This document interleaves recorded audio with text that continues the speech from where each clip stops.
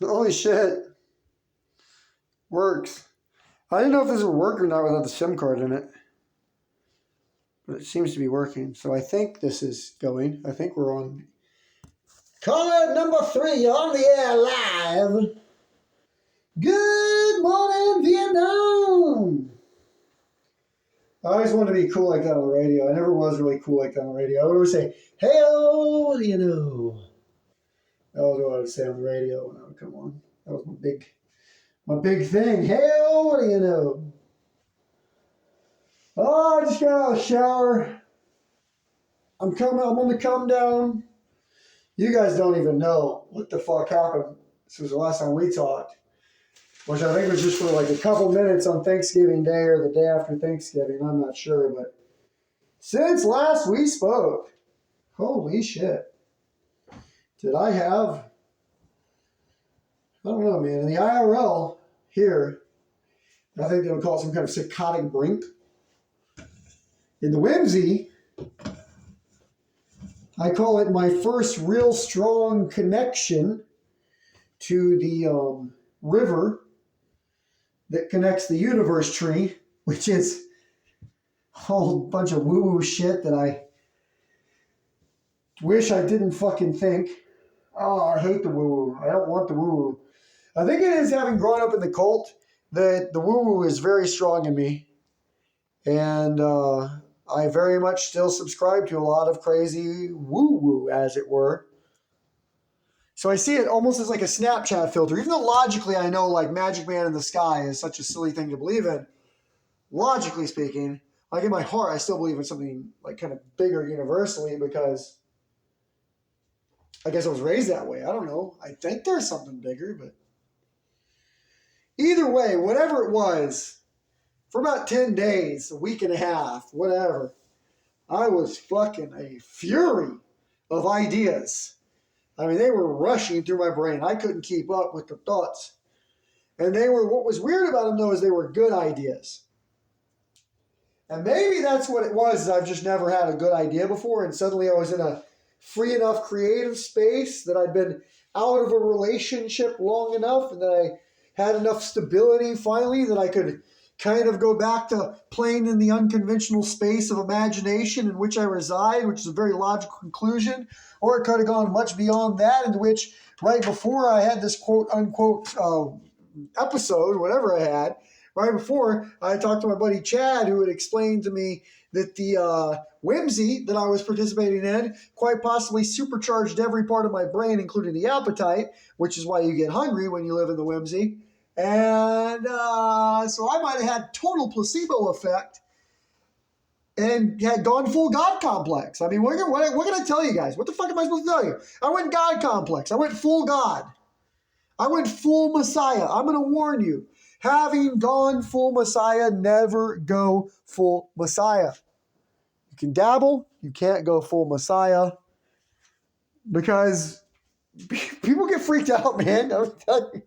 I had my non-religious friends were freaked out because they thought I was way too in the woo-woo. My religious friends freaked out because they thought I was playing with, some kind of malevolent forces. And I'm just trying to explain to people, no, I'm just having a lot of ideas. Like a lot of ideas, like at one time. But couldn't explain it because I couldn't find the words because I was living in the whimsy. So, it was just one thing after another. Long story short, like all things, like I talked about in my kitchen is Vietnam, which if you guys don't read the Substack and the VHS Cult Bible, you should catch up. I talked about it there. But impermanence, this concept that things come and go. There's also this concept I'm kind of playing with and thinking about, but I don't know what it means or what it is. I haven't connected the thread. But it's very possible that what have I not connected the thread? I just lost track of my thought. I was trying to, my eye is all red. I got soap in my eye in the shower. Some shampoo in my eye. Oh, the thread. I haven't connected the thread of the universe contracting and expanding.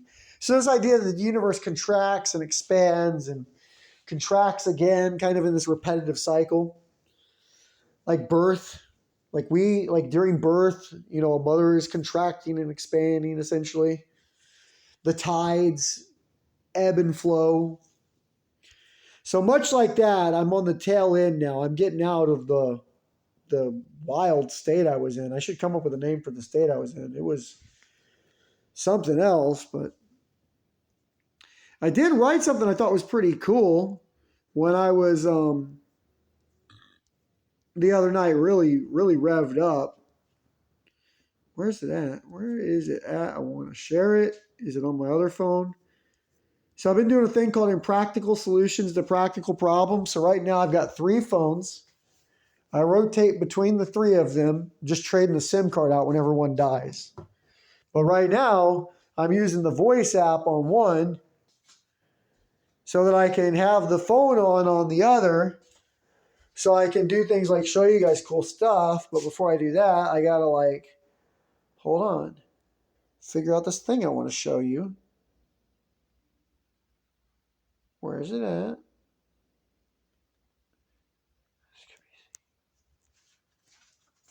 It's got to be in here. Bear with me. Yes, here it is. Okay, I wrote this the other night.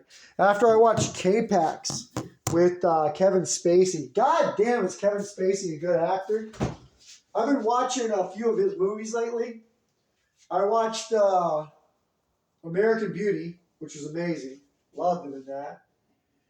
Then I watched K-Pax. And of course, there's 7, Usual Suspects, Glengarry Glen Ross. There was a period of time Spacey was just knocking out banger after banger after banger. But after I watched K-Pax, I wrote this.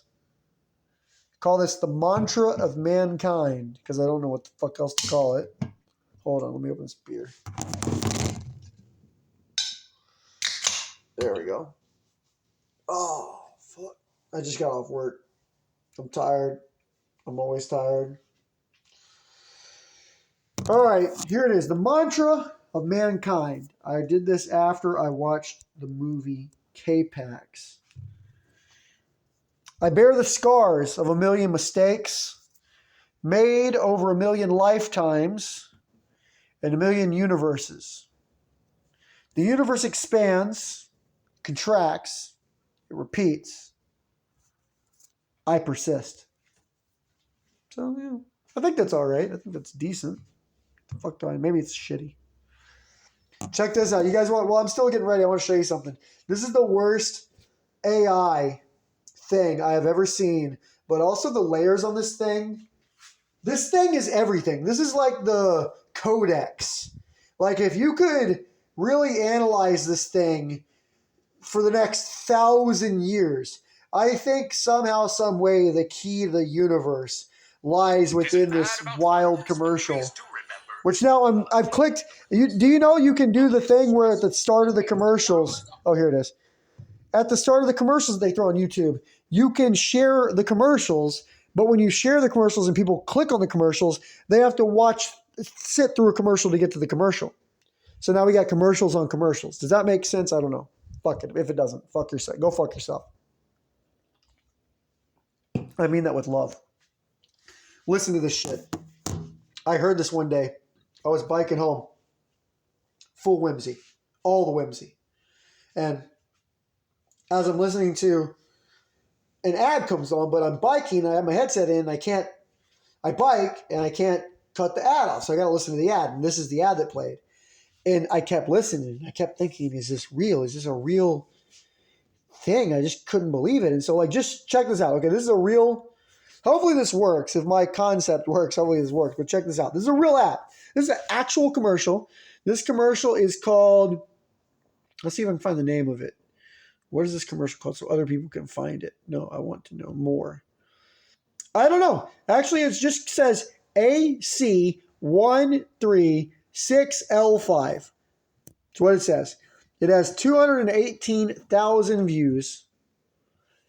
And this is how it begins. And let's do this together, guys. Here we go. Okay, so y'all must all be millionaires or just plain playing dummies, because how is Uncle Sam giving out these $5,000 personal spending cards right now and y'all ain't claiming it? Every day y'all be complaining that, oh, them folks in power don't look out for... So already, it's kind of going like Bernie Sanders-y, but also like, this is an AI image. I got to describe to you. This is an AI. It's like a weird kind of animated AI talking head. African-American lady. Looks pretty. You can tell it's AI, but looks decently realistic. But I don't know what they wrote in there to describe her voice, but they didn't have to go, just like I didn't have to go full Messiah complex, they didn't have to go full Ebonics. There was no need for that.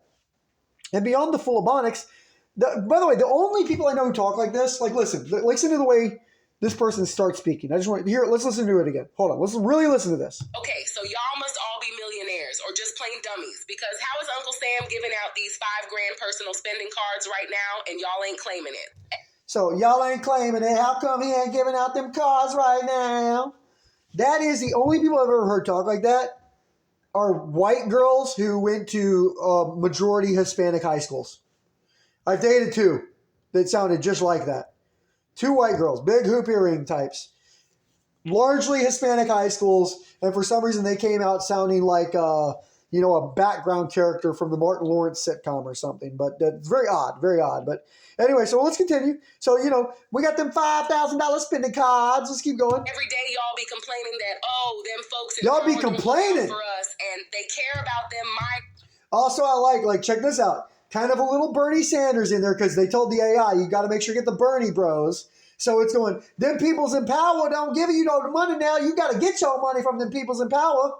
And then on top of that, then we go to this they're about to attack immigrants for some reason. I don't know why, but they're about to attack immigrants. More than they care about us. But then when it's right in your face that you can claim a $5,000. So she said they care about immigrants more than they care about us. But now she's going to go back to just like trash talking you, the listener. So now we're going to trash talk you, the listener, basically saying you're a fucking idiot if you don't get your $5,000 spending card. And spending card, as long as you ain't on Medicaid and go spend it on whatever the hell you want. Y'all really... You can go spend it on whatever the hell you want. Y'all really be ignoring it. Be ignoring it? But listen, these personal spending cards are actually a big deal. They reload with $5,800 every month, and they're available. Guys, you're missing out on $6,000 a month. Government is just fucking making it fucking rain. Y'all are crazy not getting these government spending cards. To all eligible Americans. I don't know how this is even legal. This shouldn't even be fucking... How is this this is like the most predatory shit I've ever... It's a fake person with a fake government claim. How is this legal? It's right now. This new bill just passed last week, and it's supposed to help folks who are struggling. There's no fucking bill. No bill passed. Now they're just preying on people that are really struggling. To catch up on bills. If you're not on Medicaid, you're automatically approved, and you can claim yours today. It's like those stimulus checks, but bigger. And you ain't got to pay... It's like those stimmies, baby. Pay back a dime. This is for us and not those migrants who be getting VIP treatment on everything. There it goes right back to see, this is what you're dealing with now. Because they know, audience capture, people are they're like, hey, what's hot right now? And somebody was like, shitting on brown people. That's really in right now. That's fashionable. And then they're like, hey, put that in the ad. Fuck it. Does it make money? Just put it in the fucking ad. That's what these people don't give a fuck, dude. These same corporations that people yell at for DEI are the same corporations that made this racist AI video against brown people and also this racist stereotype of an African-American lady. They did it because they fucking don't give a fuck. They're just corporations. All they care about is getting your fucking money. But if they can make you think they care, well, I mean, that's a good thing too, right? So what is your excuse for not claiming it? It only takes 3 minutes. You can click the same link below right here that I did if you want that $5,400 spending card too. Okay, so see, even then, remember earlier it was $5,800, now it's $5,400. So they didn't even proofread it. They just they probably cranked this out in about 5 minutes. 2 quick questions, then put you through to one of those reps that just make sure you straight and answer any questions. They're real helpful. So I didn't understand what that meant at all. So let's try to just understand what that just said. Some AI gobbledygook is what this is. $400 spending card. Here it comes. Too. They only ask you 2 quick questions. They only ask you 2 quick questions. Okay, that tracks. I follow that. They ask you 2 quick questions. Done. Then put you through to one of those reps.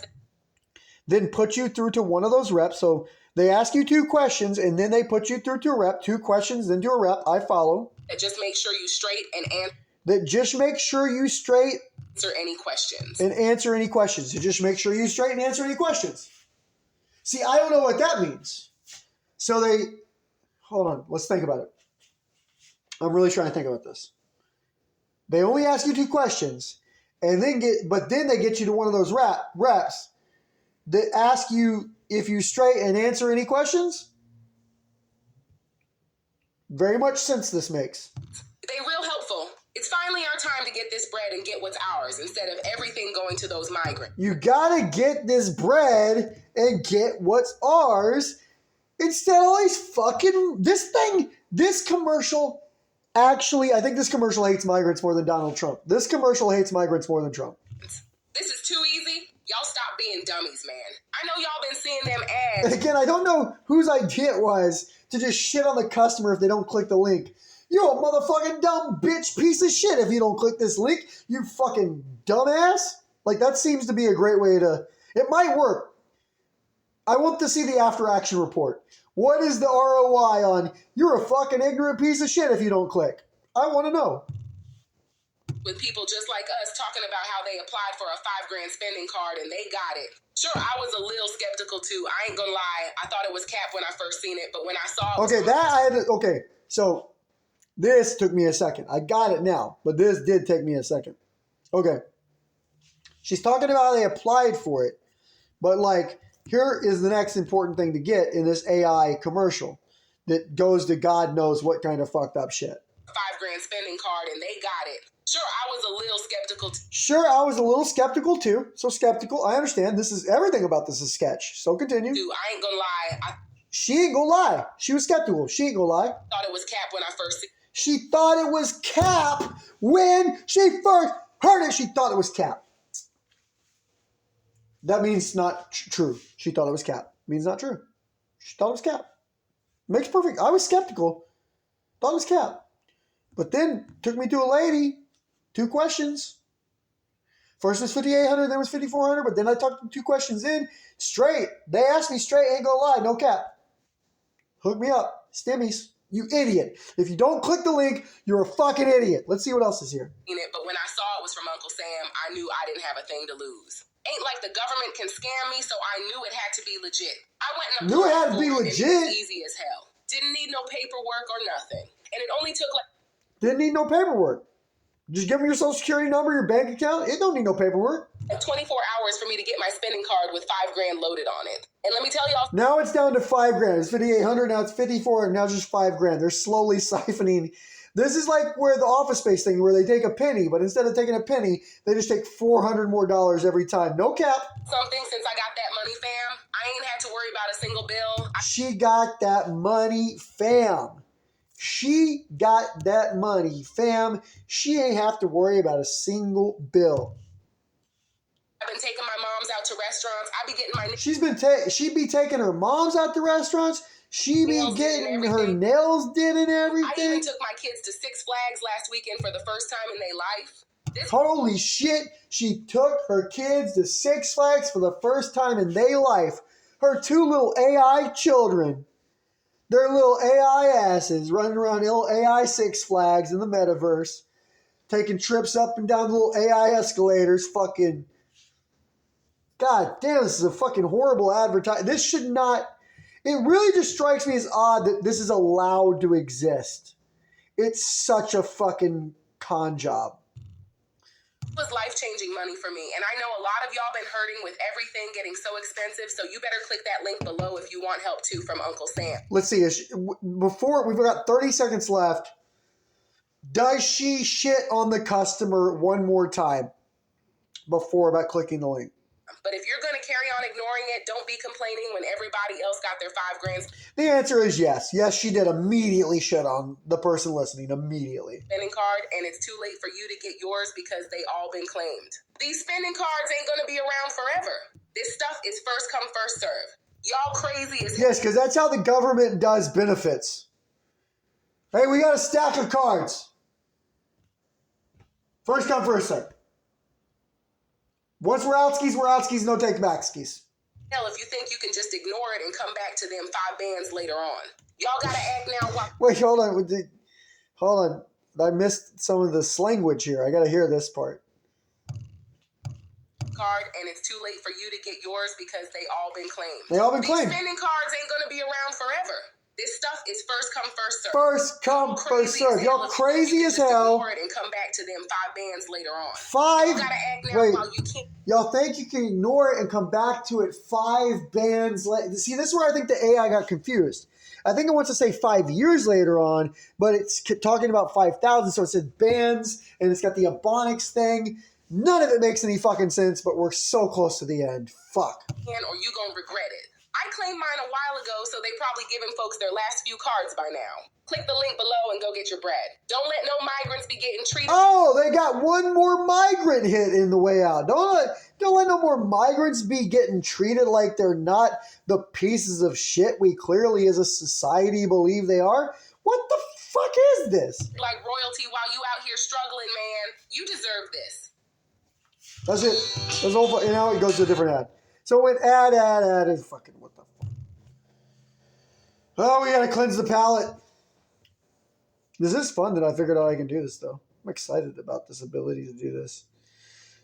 Both my audio file friends, Pauly V and Serial, are just going to hate the fact that I would just do something like put one phone next to another phone, hit record, play off of a phone, talk, no mics, just fuck it. Sounds like shit. Who gives a fuck? It's just about who gives a fuck, you know? Just say words, put out things, go, magic. I know, that part didn't track. Actually, I lost it there. I lost the thread for a minute. I apologize. All right, we got to cleanse the palate, which I think what we need is we need a little Steven Seagal on deadly ground fucking speech. Do you guys want to hear the most pro-environmental shit ever? You want to get fired up? You get fucking on fire for the environment? You want to fucking get rid of your car? You want to start counting your carbon footprint? You want to put solar panels on your house? You want to have a self-sustainable water system?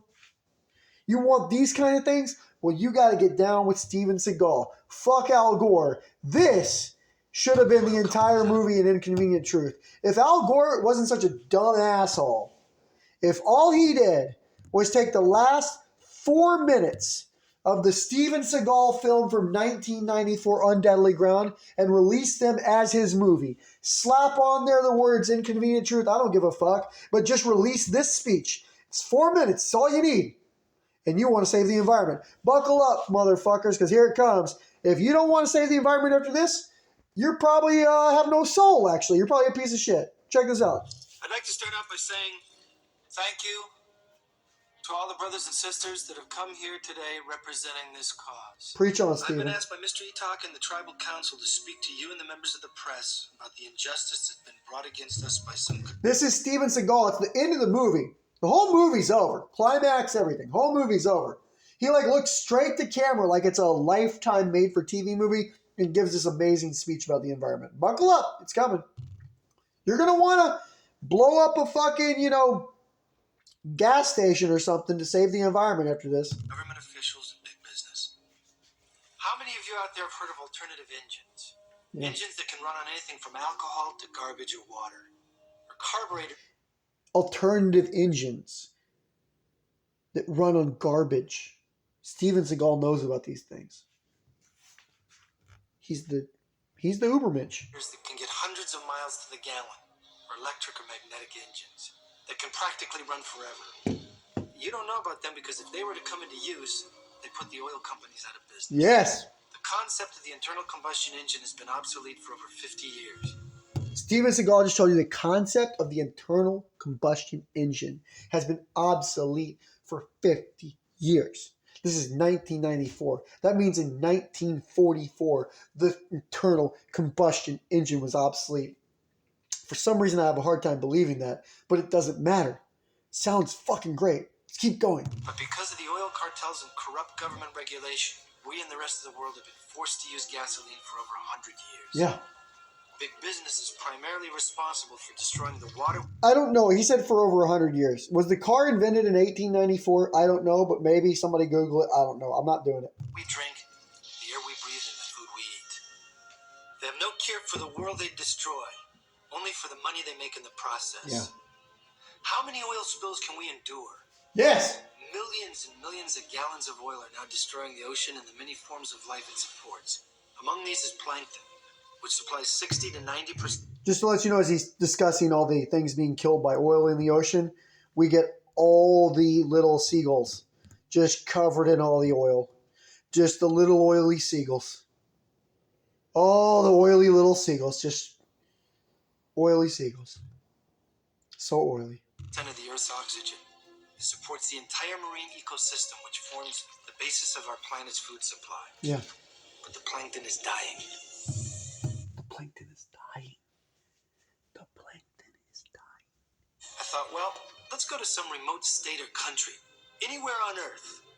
But in doing a little research, I realized that these people broker toxic waste all over the world. They basically control the legislation, and in fact, they control the law. Now, hold on a second. This is a thing that still exists. Toxic waste. When was the last time anyone talked about toxic waste? Nope. Fuck it. Ignore. Move on. The law says no company can be fined over $25,000 a day.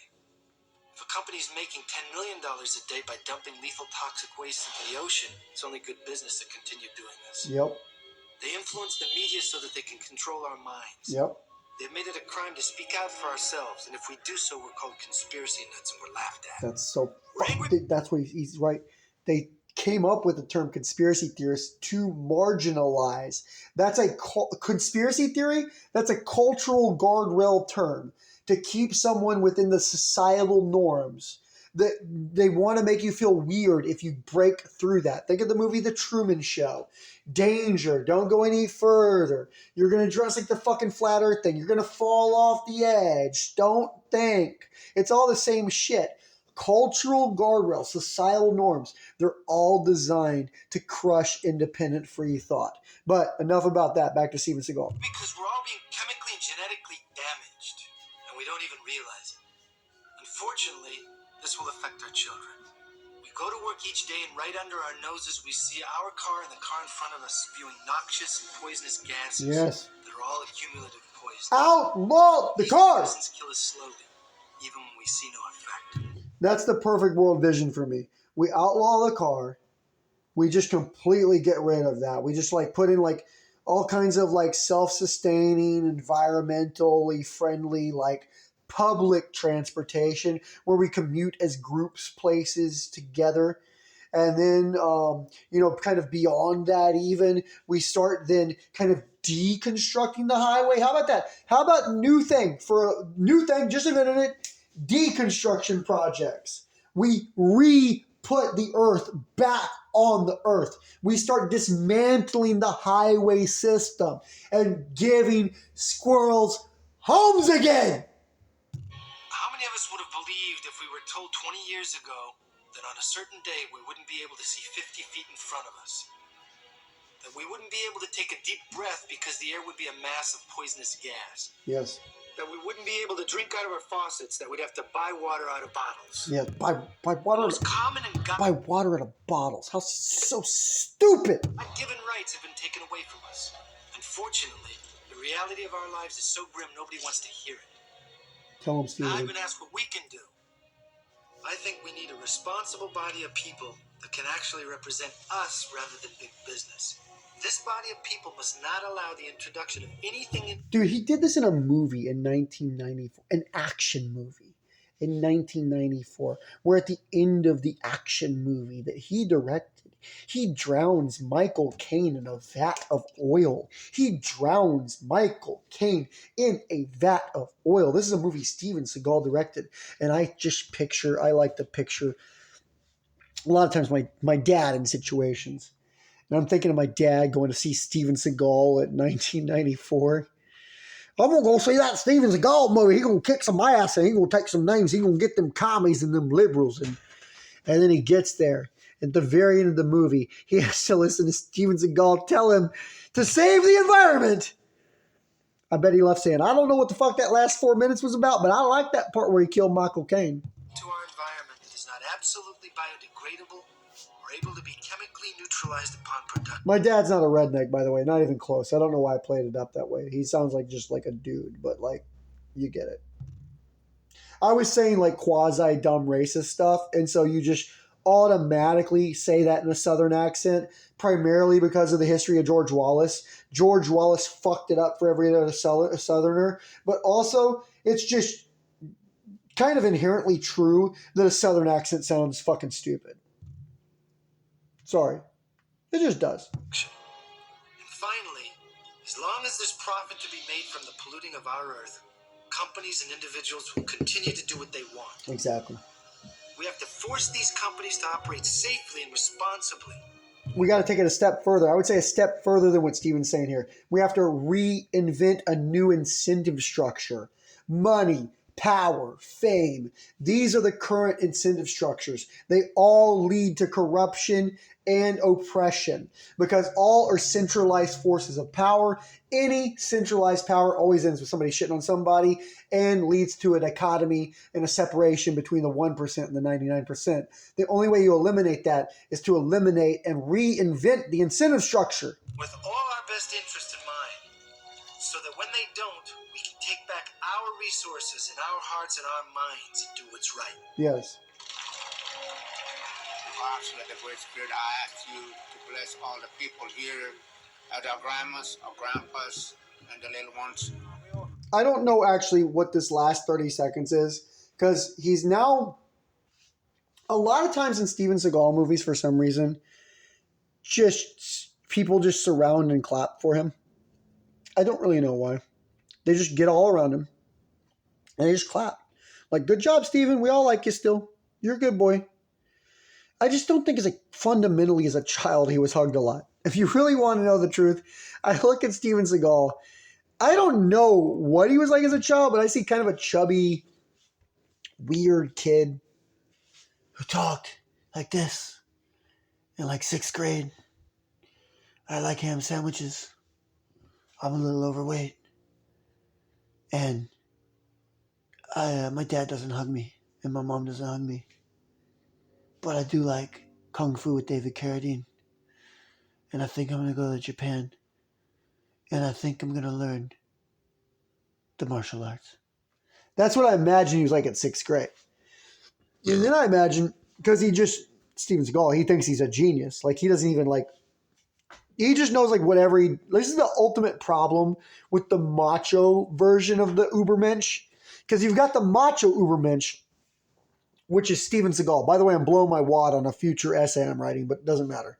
The macho Ubermensch is Steven Seagal, which is just blitzkrieg fucking, I'm the best at everything, and I'm going to like kind of force my greatness onto others. That's the macho Ubermensch. The feminine Ubermensch is more like this collaborative. Think of like Elle Woods in the Bend and Snap scene. She's teaching, she's helping, we're collaborating, we're learning together, we're having fun. That's the feminine version of the Ubermensch. But Steven Seagal, because everything's so fucking macho with him, he always has to be clapped for. So I imagine because he's such an idiot, he goes to Japan. Because he was, probably a fat 6th grade kid who didn't get hugged a lot. And then he, gets older and he's like, I'm going to learn how to hurt people who hurt me. That's what I'm going to learn how to hurt people who hurt me. I'm going to hurt the heart. Something like that. So then he, gets to Japan, walks off the plane, and he just looks around. He's like, just looking. I know you guys can see this. He's just looking around. Hey, man, where's the dojo? Because he also probably is almost talking, the instinct you have to talk way too loud to somebody who doesn't speak the same language as you. So instead of saying hey, do you know where the dojo is? Or trying to look at a book and learn how to say, hey, do you know where the dojo is? Instead, you just kind of look at the guy and really loudly say, dojo! And then if he doesn't answer, you say it louder and then louder and then louder. Imagine he was like, dojo, dojo, dojo. And he's just walking around saying that to people. Finally, one guy was like, there, just fucking please, shut the fuck up, go there. He walked in and that's where he learned Aikido. And like he didn't know there was a completely useless form of martial arts now that's primarily used to defend people coming at you with samurai swords if you dropped your samurai sword. So it's a very specific instance within this shit is used. So it's a very, very, by the way, you notice in Steven Seagal movies too, because it's like, why did that guy break a bottle and then kind of like connect it to a battery and make a spear with it so that Steven Seagal could figure out how to aikido it out of his hand and then use it against him? Like, it's just so obvious what they're doing. But anyway, beside the point. Watch Steven Seagal's On Deadly Ground. Let's save the planet. Okay? Can we do that? Can we save the planet? I am excited tonight. Tell you guys that. I'm a little worked up. I'm a little excited. I'm going to tell you, you want to know why? You want to know what we're really doing tonight? You want to know what we're celebrating? Let's go in the other room. Come with me here. I've done enough with this other phone. It's weird because I have so many phones. I never know which one has the SIM card in it, which one doesn't have the SIM card in it. In the mornings, because I was waking up late for work, I've now gotten to where I will take my phones, set all the alarms on the phones like I always do, but then I'll just scatter them throughout the room like an Easter egg hunt. And in the morning, it's like find the alarm, so I have to get up out of bed. Again, impractical solutions to a practical problem. It's kind of a thing I'm doing right now. It's a lot of fun. Let's see here. Ooh, let there be light. Cut the light on in here. Cut the lamp on. If it hadn't been for getting this lamp, I probably would be in a relationship right now. Thank God I am not. Not that I have anything like against like women or that I'm pro celibacy or anything. It's mainly like the fact that when I'm in a relationship, when I like somebody, I spend way too much money on them, number one. And number two, that becomes my whole life. And there's just so much more to life, you know? So much more to life. It's like Kurt Vonnegut said, notoriously, the guy who wrote the Slaughterhouse-Five. I don't know exactly how old he was, but at some point, it was said that Kurt Vonnegut said that after he lost his sex drive, he said something to the effect of the air smelled better, the birds sounded sweeter, food tasted grander, like, you know, that kind of situation. So essentially, a man is in some kind of eternal state of torture if he's not getting his rocks off. And then once he can lose that sex drive, once it finally goes away, then he can just be a fucking normie again. I get it, dude. I've been there. I've lost myself over women before, so I'm very thankful for it. So okay, let's find this because I'm about to show you why why we're celebrating tonight. Is I finished kind of from my weird, crazy God complex fucking breakdown I had. I finally kind of distilled the ideas down to like 7 kind of core ideas. Kind of worked a bit of a time frame around them. So I have a plan, but we'll see how it goes. I just sat down because I got to install something on the secondary phone here. But before, because you're about to find out why I'm excited. But yeah, so I did finish the plan, by the way. I did finish that. I finished a lot of work tonight of like kind of like cataloging and mapping out everything that's taken place. And I have a plan. I have an agenda. I have some ideas. So now it's just a matter of kind of like doing the work part of it. So I went through the creation of the idea, which was this torturous process. More so than it's ever been before, but I also got more ideas than it's ever been before. So it would be like, you know, equal. It's like a tax. It was a lot harder to get those ideas out of myself than usual. So the tax I have to pay has to be a little bit bigger then too. So anyway, enough about that. I'm just waiting for this one thing to say. It's installing. I'm just waiting for it to say open so I can show you guys what we're dealing with tonight because we're going to try to do something here. Because I'm trying to celebrate the victories, you know, celebrate the little victories. All right, let's see here. I think this might work. This just might work.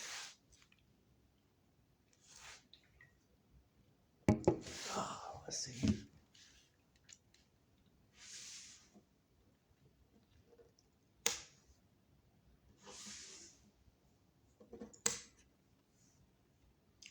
Back when I was doing a real podcast or a radio show, the silence would have really bothered me, but this is the IRL mixtape, and this isn't really a podcast. It's not really a journal. It's not really a stream of consciousness. It's not really a show.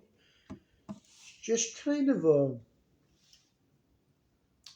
like I said, when this started, kind of like a transmission into the universe with this collective like group of ideas that I have that I'm trying to like formulate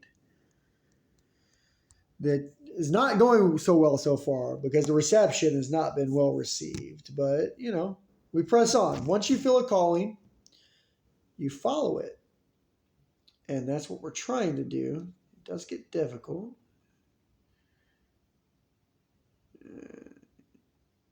Okay, hold on.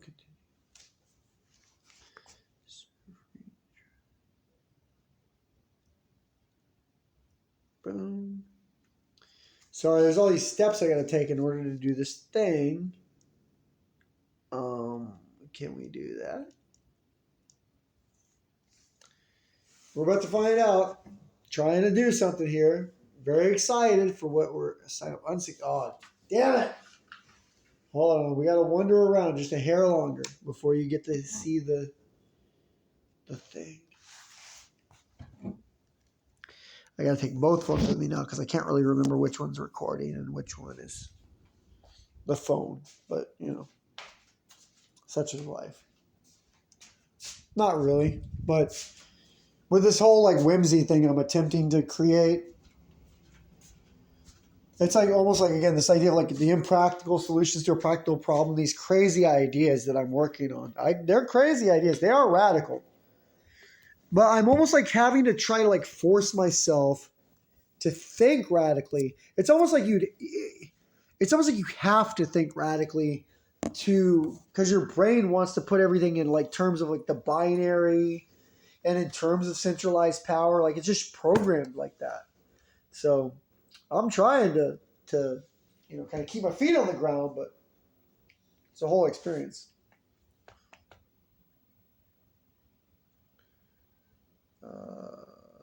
Update. Here we go. Is this going to let me do this? No. What the heck? Oh, there we go. Okay.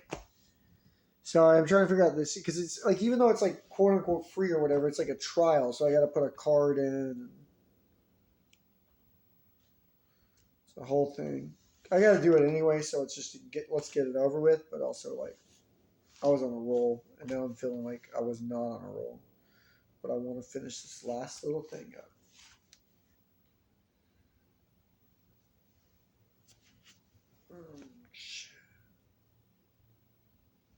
Here we go.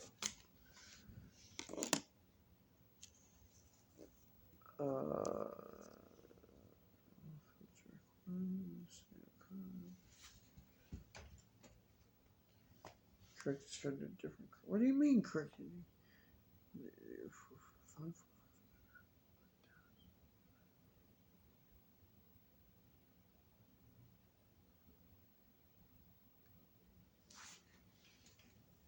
Come on.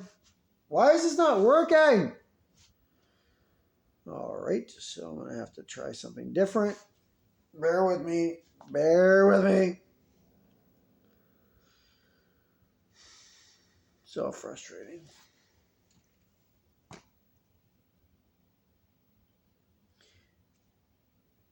Because for some reason I got the song "Tempted by the Fruit of Another" in my head. That's always fun. Tempted by the fruit of another.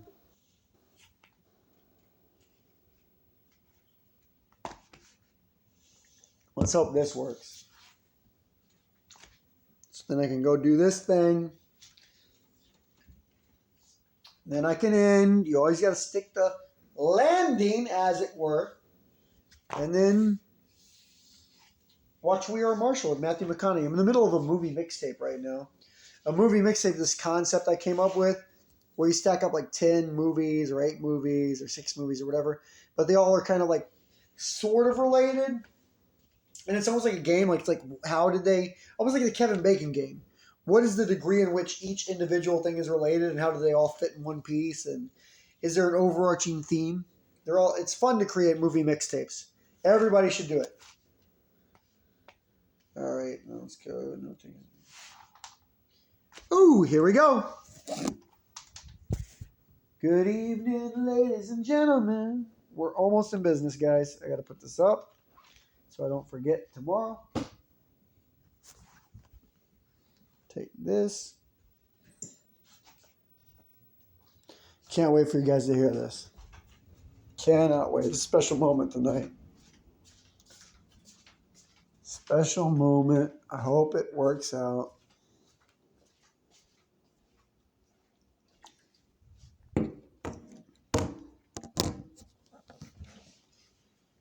Let's see here.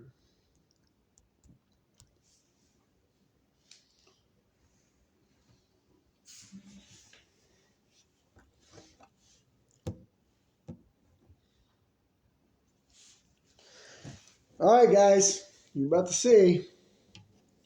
It's been 2 years since I've done this.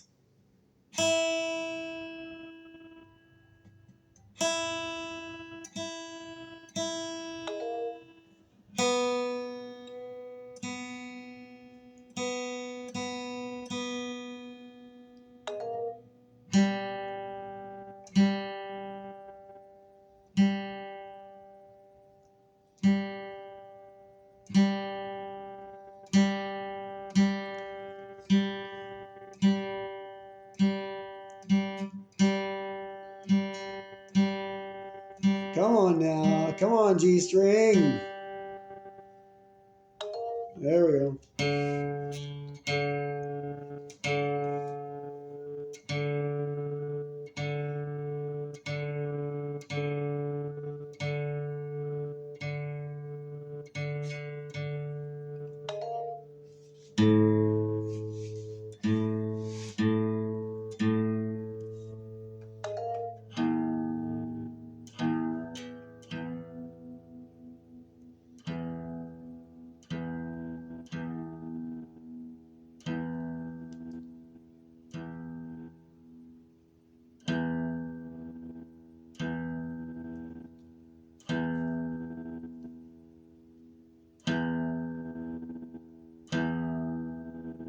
So close. Come on.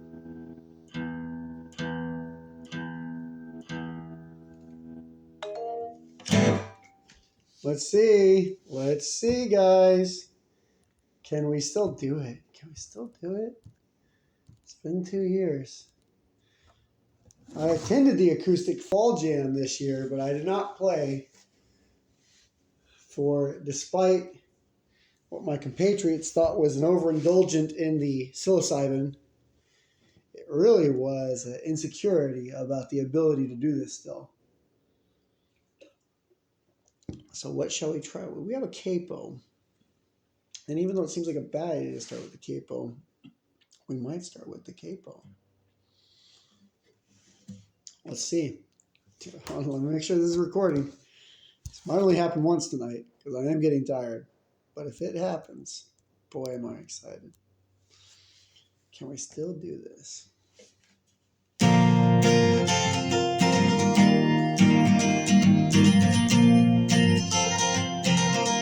Ow, shit. Ow, fuck. Ooh. Unexpected. That hurt. Good, new strings. It's almost a brand new guitar, which is wild. I would have thought that there would have been a little more wear and tear on this bad boy, but it's nice. It's $100, something called a Donner. I don't know anything about it. I just know they were willing to bring it, and they had enough to bring it to me. Let's try this again. Shit, my fingers.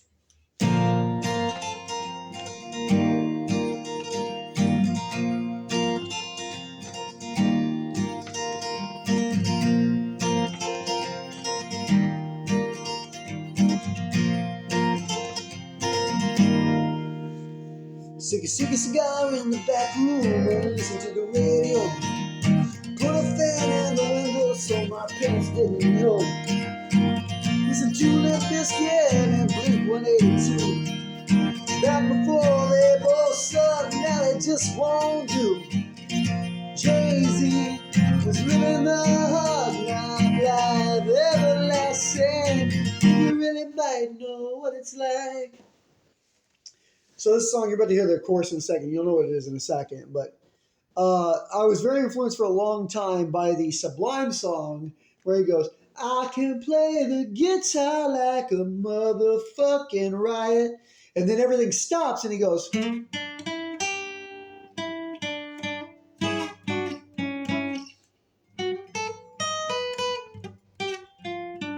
always fuck it up, but something like that. So he does his little solo thing. So I wanted to do something like that in this song. So it goes, stick a cigar in the back room, listen to the radio. Put a fan in the window so my parents didn't know. Listen to the Bizkit and Blink-182. Back before they both sucked, but now they just won't do.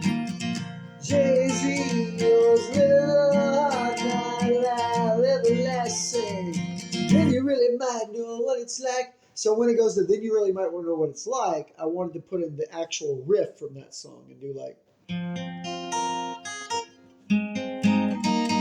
And hey, don't you wanna go listen to the music on the radio? Slide to the left, slide to the right, looking forward to Friday night. Sleeping in classes, getting your ass kicked. You know we smoked a whole lot of gas, kid. And that was just fine back in 1999.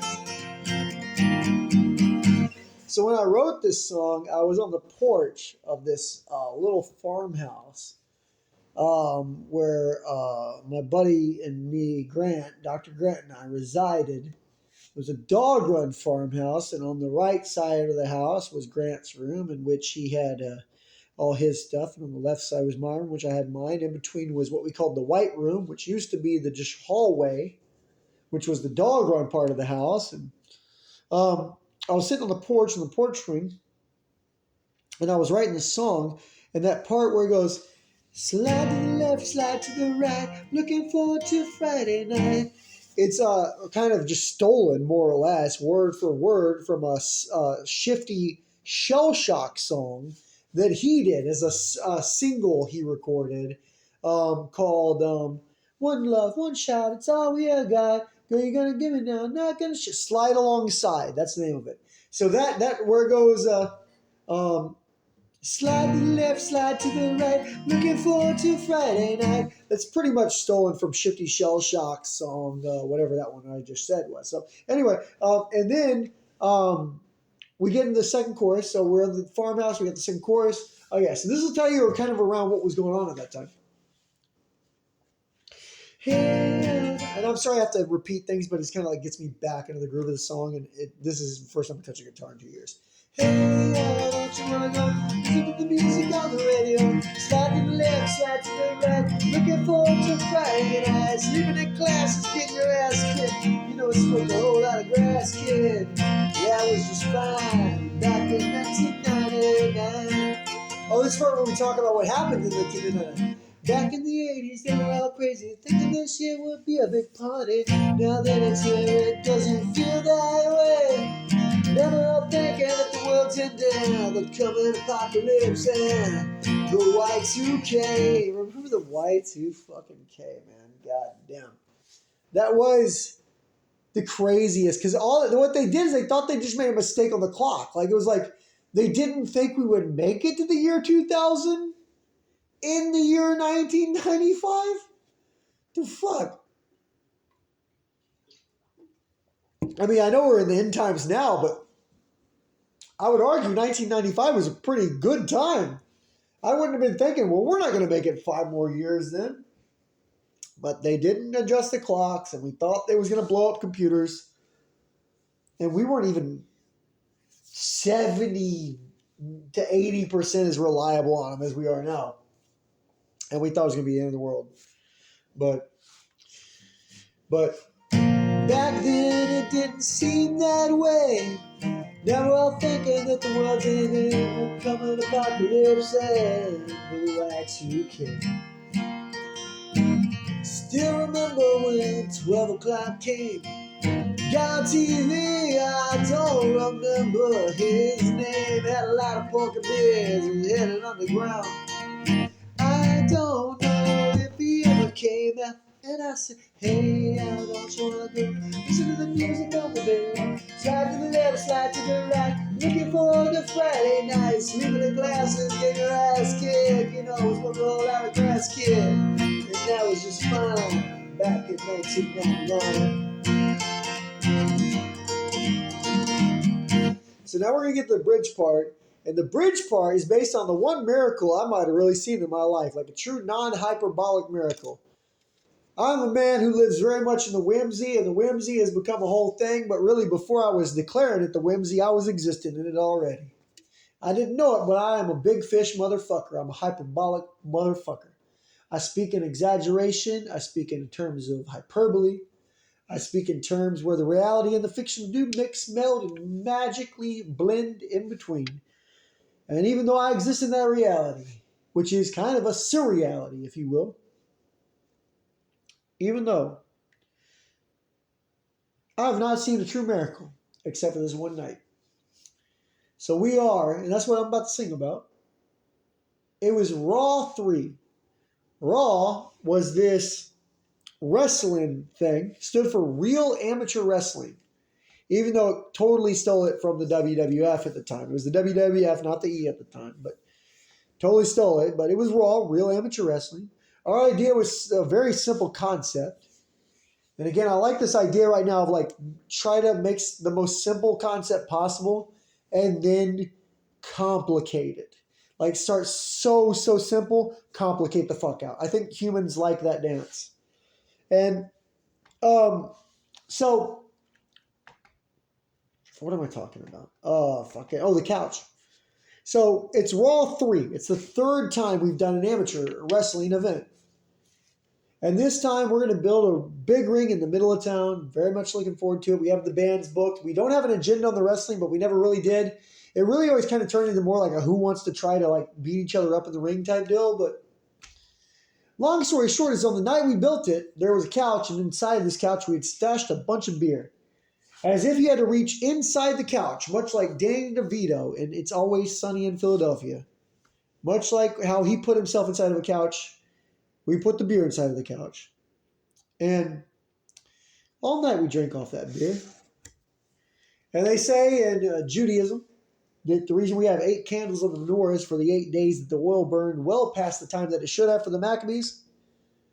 And just like there was to the Jewish people, the Maccabees and the oil that never ended, to myself and the heterodoxologist of which I represent, there has been one miracle, and only one miracle. Possibly two. Actually, there has been 2 miracles I know of. Miracle number 1 was Macho Man Randy Savage being taken up in the rapture. That's why we're in the world we are today. 2012, when the apocalypse was supposed to happen, God had planned the rapture. He did plan the rapture for it. The only thing he didn't expect, the thing God didn't plan on, is there would be one righteous man, and that righteous man would be snapping to a Slim Jim Macho Man Randy Savage. And yet, here as I sit today, I tell you, the Macho Man Randy Savage was raptured. He was raptured. And since then, we have been living in the rapture. And then to make things matters worse, if the rapture was not bad enough, if living amongst the rapture was not bad enough in 2012, then in 2016, they fire off that Super Hadron Collider, fucking shoot us into another multiverse, another dimension. And it's all mixed up and muddled up here in the IRL right now.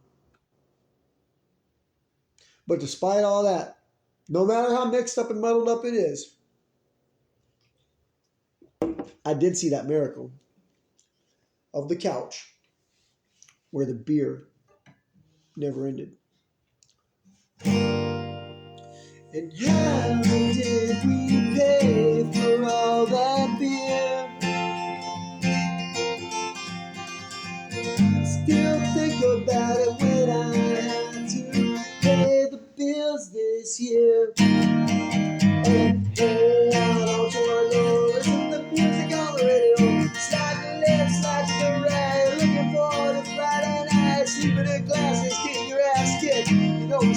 autographs, kid. And that was just fine back in 1999.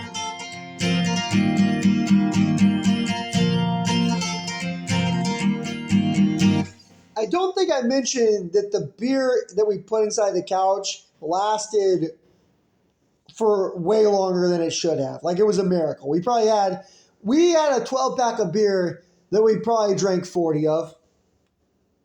Oh, it's at least 40. We drank at least 40 out of a 12-pack. And if that ain't the whimsy, I don't know what the fuck is. And with that being said, hey, don't you wanna go listen to the music on the radio?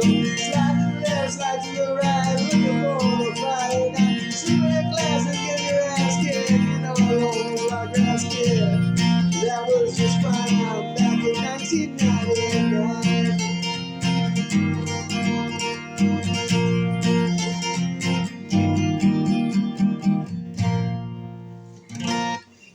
Wow, man. All right, so two things. One, hurts. Didn't expect it to hurt that bad. So we're going to do one more song and call it a night. But it is, I guess learning an instrument is in a way kind of like riding a bike. Like, I picked it up faster than I thought I would. I thought I was going to not be able to do this at all. May not be great. I don't know how this sounds to you, but it's better than I expected. Let me put it that way. It's better than I expected for having picked this shit up for the first time in a long time. What should we do? What would be a good... Let me think. I had one. I'll just sing what I know of this one and we'll wrap it up. I'll kind of fumble my way through this fucking thing that isn't any good, and I'll probably have to do a different song to end because I don't know all this one. But this is one I had written a long time ago that only pieces are left in my mind. But we are the same, yes, we are the same. You know we are all the same. We are all the same. You know we are the same. Oh, I know we are all the same. Well, Yusuf was a friend of mine. Yusuf was from Palestine. Sold me my first automobile. I was just 16 the day I drove that Datsun 210 away. Kissed the hood and blessed the wheel. But even though I wish I could, I know that I probably should drive that camel away. 'Cause I know at the end of the day, every one of us is saying, trying to get from point A to B.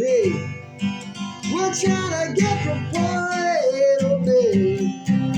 Oh, we are the same, yeah, we are the same, you know, we are all the same.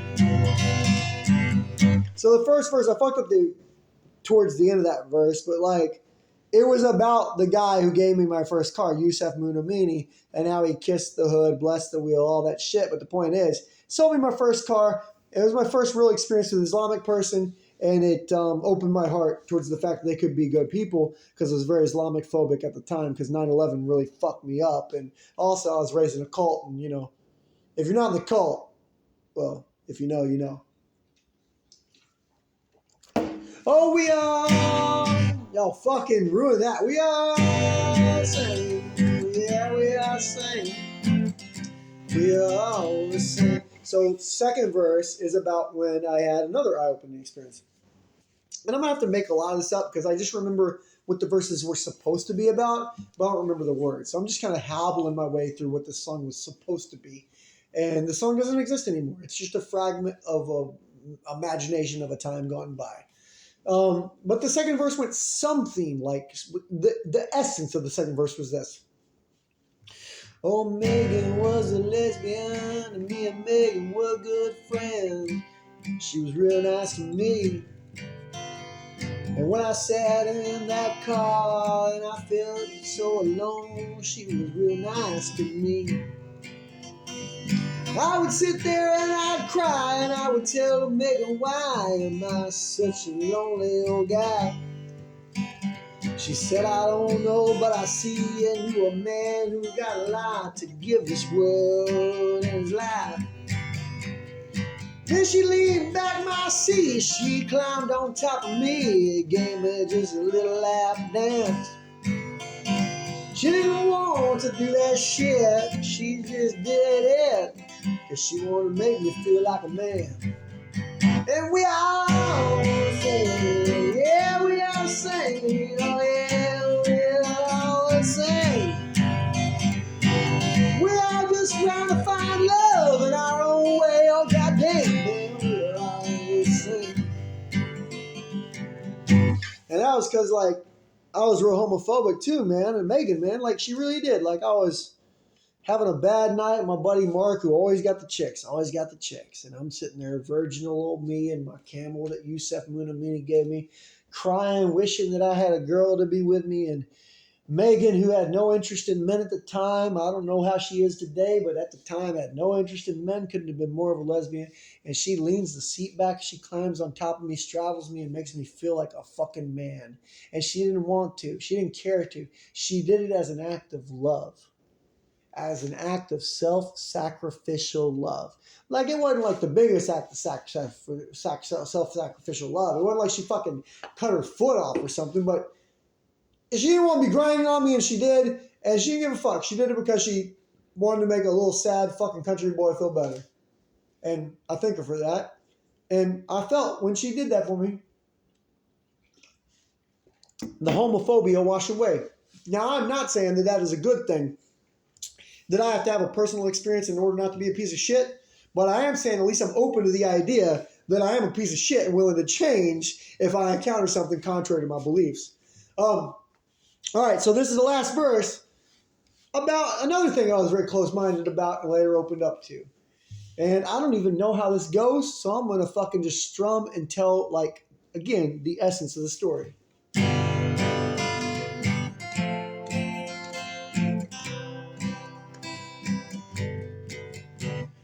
Well, ever since I was a kid, man, I believe that shit they told me about God and Jesus. And when I got a job at this place, part-time rentals, I met this guy named Robert. He was a fucking cool dude. Drove the truck, didn't give a fuck. Listen to Walton and Johnson on KLOL.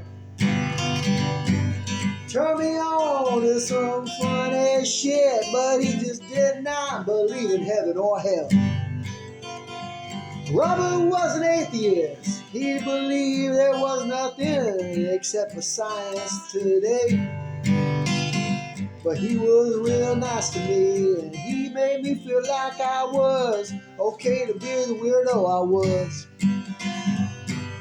Because he was nice to me, I realized even an atheist could get to heaven.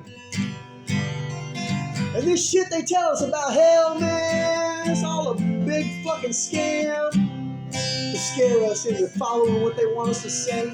But Robert didn't believe that shit. No, man, Robert fucking quit. Just did what he had to do.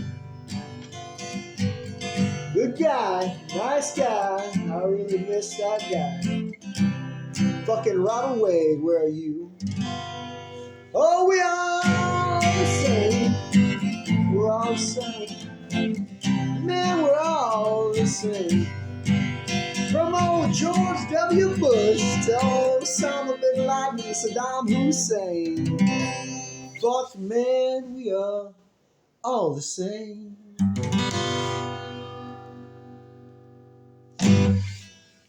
That wasn't a song.